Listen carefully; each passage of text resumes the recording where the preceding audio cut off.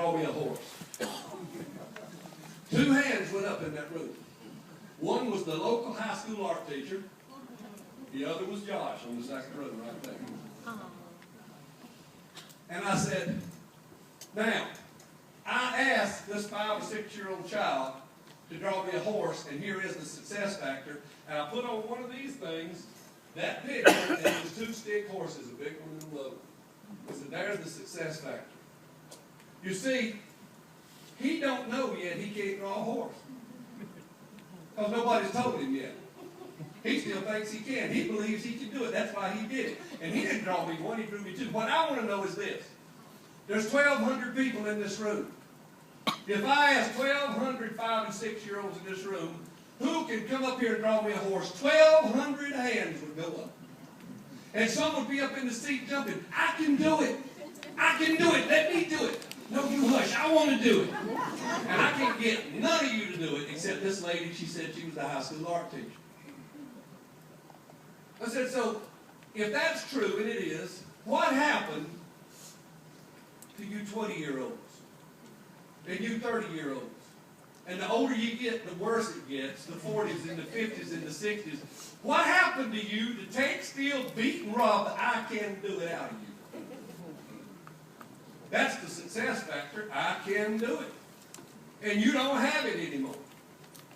And so you're here on a Saturday to try to discover what you have to do to be successful. And that's why you folks are here today. You've taken a Friday afternoon and you've come here because you yearn, long to be successful in this business called SendOutCards. Yes or yes? Yes. Yeah, because there's no answer there. That's why you're here. Otherwise, you wouldn't have taken the time out. And you come to these meetings, and you come to these events, and you hear these things, and you get these ideas, and you leave excited, and I'm going to do it. And is this familiar to anybody? And then it kind of.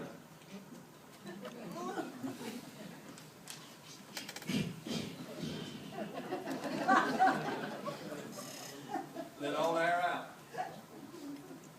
It's gone. And nothing happens. Nothing really happens. Is that right? Does that touch anybody? Does anybody identify with that? And then you go back to another meeting.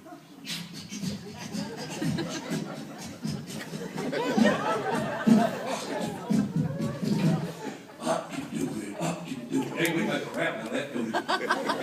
And you get all fired up again. You go back home a couple of days. You go back to another meeting.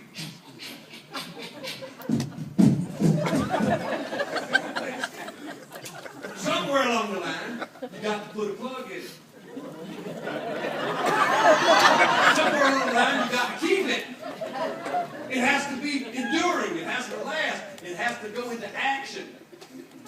All the excitement, all the enthusiasm, all the fired up in the world don't work if you don't convert it to action. More meetings mean more money.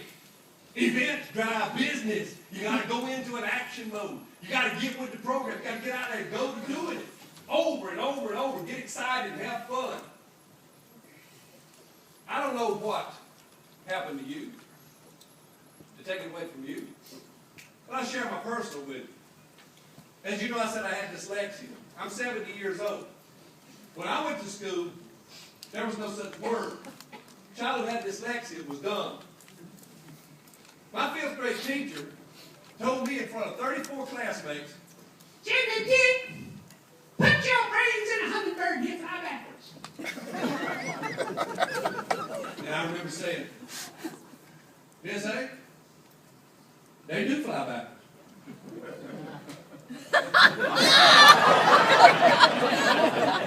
Up to the principal's office. Yes, I do. I don't want this smart mouth, sassy back boy in my class. And no, they get this one on the kid. That's right.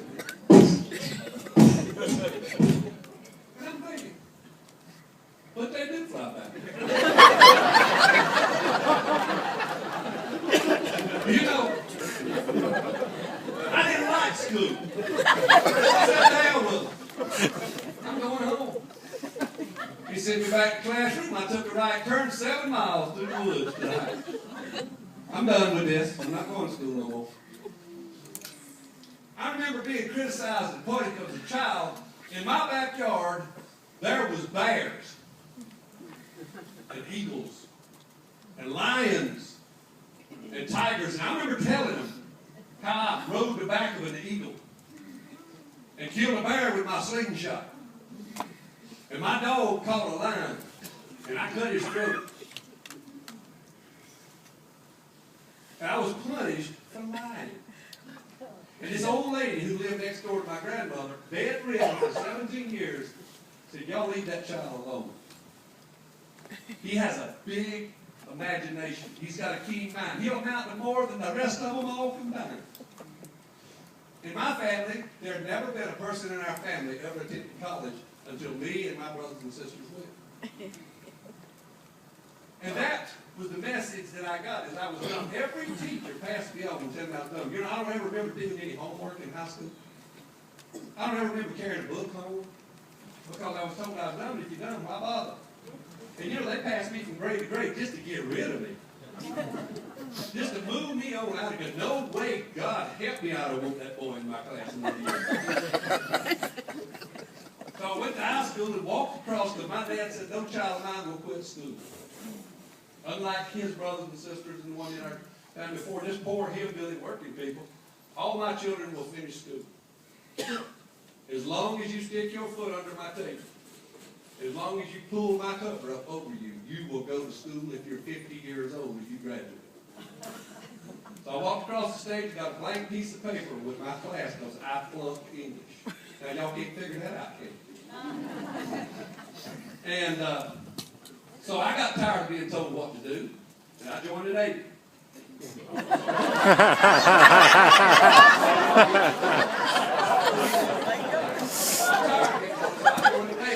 I got in the Navy in boot camp right down here in San Diego, 1961. They told me they give us all this battery test and all the poking and punching and running and all that. In those days, they'd beat you. When I went to boot camp, they'd beat you. My drill sergeant was a Marine DI named Fry, Sergeant Fry. And you know, they come up, punch you in the stomach, slap you, stomp your toe, and all that kind of stuff. Now, since a couple of recruits died a few years back, they stopped that. Now they got to kiss them and tuck them in. Then it was rough. And I remember taking those tests, and they came to me when I got out of boot camp and said, my orders were I was going to radio school in San Diego for 6 months. And I said, but I won't go to school. I want to go in the fleet. Have a woman in every port. I said, no, you're going to school. I'll never forget what that counselor said. We will not let a mind like this go to waste. Wow.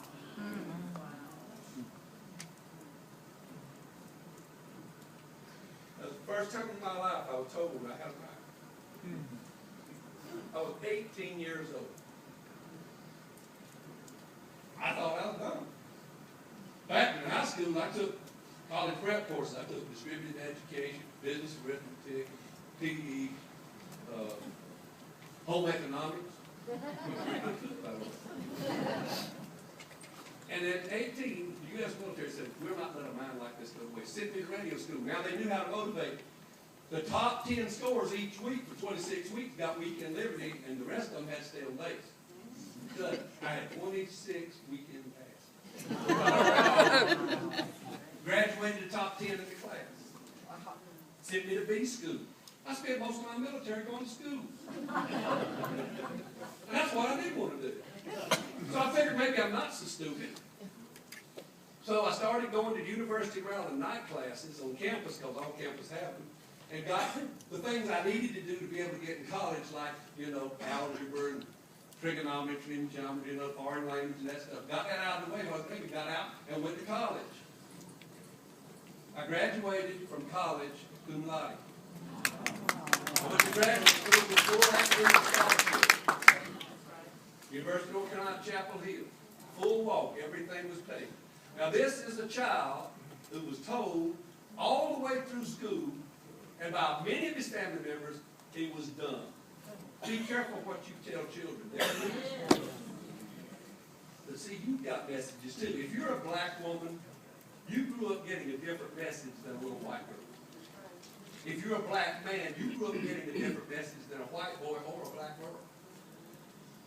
We all get messages about who we are and our worth from the environment that's around us. And some of those messages are not so positive. We're told how dumb we are. There was a girl in my class, I'll never forget, it was career day. We were juniors in high school. And she pronounced, no, this was when we were in 5th grade, same teacher that told me that you could put my brains in hummingbird and you fly back. I hated that. At our 30th class reunion, I told her that. She came, I told her she was unfit to teach. She should have never been teaching. She destroyed a lot of kids. And I told her that as a matter of fact. But she said, I cannot believe you. I can't believe all the things you've accomplished. I would never be the last person on earth. And I said, you know, no thanks to you. You hated children. You should not have been teaching kids. And it was a good story. But you know, I got distracted. That's what happened in the 70s too. I misfired and had a brain fart. Oh yeah, that girl's in the 5th grade. And she says, when career day, we were around, each of us was asked what we wanted to do with growth. She said she wanted to be a doctor. And this teacher said, oh, no. Boys are doctors. You'll be a nurse. You'll be a nurse. You know what she went on to do? She was a doctor. PhD in nursing. Taught at the University of North Carolina School of Nursing. She went and got her PhD in nursing. She became a nurse, got a master's, got a PhD. That woman took being a physician away from that girl. Because she was told, you can't be a doctor. Back when I was a kid, girls didn't become doctors. Girls became nurses. Boys became doctors. And there was defined roles. And there was distinct and defined roles about what black kids could do or what white kids could do. You grew up a black child. You got an entirely different message about who you are and your worth as a black child from the greater society around you. Ain't no doubt about it. I don't need to go into it, but we call it racism. Substandard or subclass citizens in a society that says, land of the free, home of the brave, where everyone is equal. So that just is not true. And I'm going to tell you that you have had what the Creator endowed you with, damaged, blunted, destroyed, and you need to recapture the power of belief in yourself that you had as a child before you can move your business to the equal level. As you move closer, your belief gets stronger.